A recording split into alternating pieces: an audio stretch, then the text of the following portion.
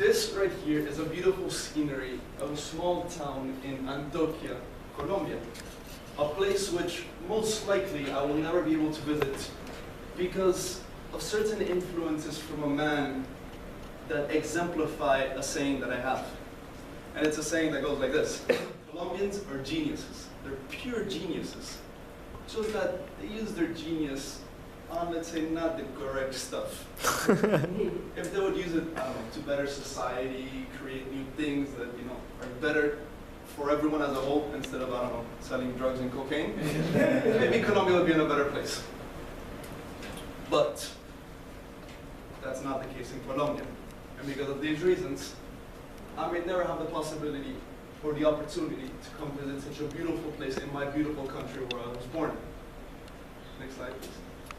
Ladies and gentlemen, fellow Toastmasters, today I'm going to educate you and inform you on a certain man who changed Colombia, and not necessarily for the better.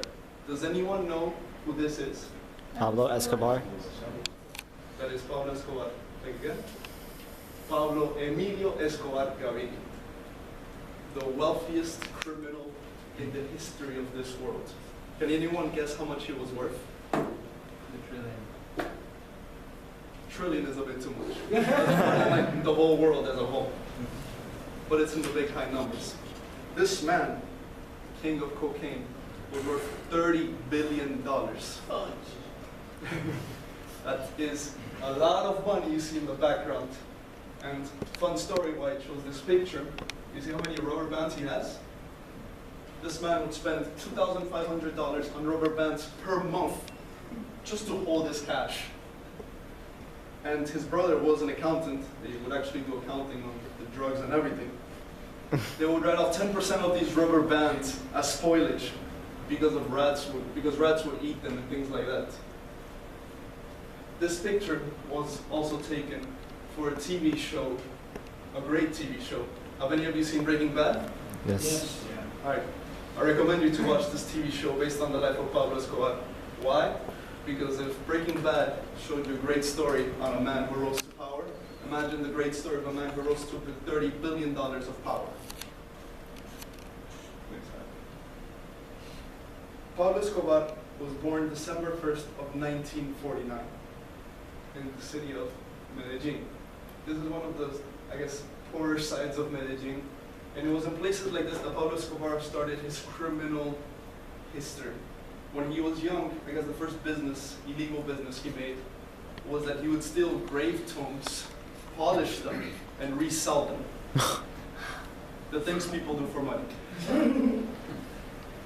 At the time, he also started getting involved with communist people and got involved into the kidnapping business. That's where he started making, I guess, the first real money. It was only in 1975 that he started smuggling cocaine. And at the time, there was no real drug lord.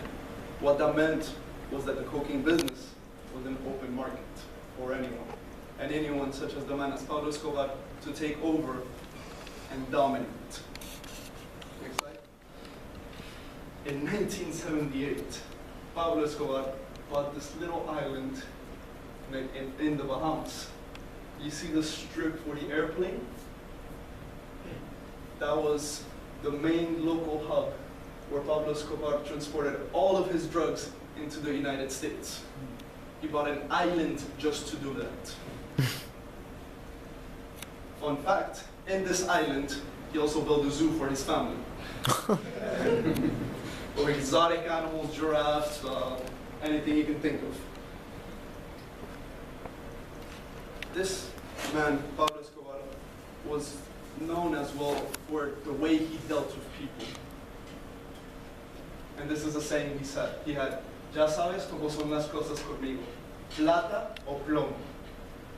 Plata o plomo." What that means is money or lead. With anyone he dealt with, if they would not cooperate with him, he would either try to bribe them or kill them in any way possible. And this instilled a lot of fear, not only into his competition, like the cartel of Cali, but also in the general population of Colombia and in the police as well. Next slide.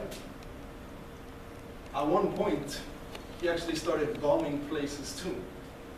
As you can see, this is a building, the Das building in Bogota, which in the middle of the day, a taxi just drove up to the entrance and exploded, killing a bunch of people. And this is how he would instill fear and instill dominance into the market that he had. At the height of his power, Pablo Escobar would make $60 million per day. 80% of the global cocaine market was what he controlled. And even though I see him as a terrible man, he was seen kind of like a Robin Hood. Why? Because in the poor places like the slums of Medellin, he would donate a lot of money. He built schools, hospitals. You can go to the next slide. There's an example of things that he would build and just give back to the people. And this is how he would gain the people's trust. And the majority of the people were the poor people. So this is how he gained the majority of the people's trust. You can go to the next slide. How he instilled fear on the police was that at one point, he was offering money for every single policeman killed. If you brought on a badge, proof of the killing, he would give you money. If there were higher officers, he would give you more money. Around 600 police officers were killed in just 2 months at the time. And that's how Colombia in 1991 and 1992 became the murder capital of the world, with 25,000 people murdered in 1991 and 27,000 people murdered in 1992. In 1991, Pablo Escobar turned himself in. Can you go to the next slide? And this is what you would imagine of a man who turns himself in, right? Going to jail, trapped. You can go to the next slide. This is where he actually turned himself in. A self-made mansion where he had everything he wanted. That was his jail. In 1992, he escaped from there because he noticed that people were chasing him, including Los Pepes, Los Perseguidos por Pablo Escobar, people that were persecuted by Pablo Escobar. There were around 300 people, plus the Colombian forces joined with the U.S. Special Joint Operations Command to chase Pablo Escobar down. In December 2nd of 1993, hiding in Medellin, they finally got him. After the biggest strain in the world. And what this means for all of us, go to the next slide, for people like him, young Colombians, was that he kind of corrupted future generations for Colombia by teaching people that in 1 week, by selling drugs, you can make thousands and thousands of dollars instead of doing things the right way. This is how Colombia has degraded to the point of where it is because of people like him, next slide, of the communists as well, the left side, Las FARC and things like that. We have young kids who just do this for a living. And I'm ashamed of that, because I want to go back to Colombia, but I can't. Thank you.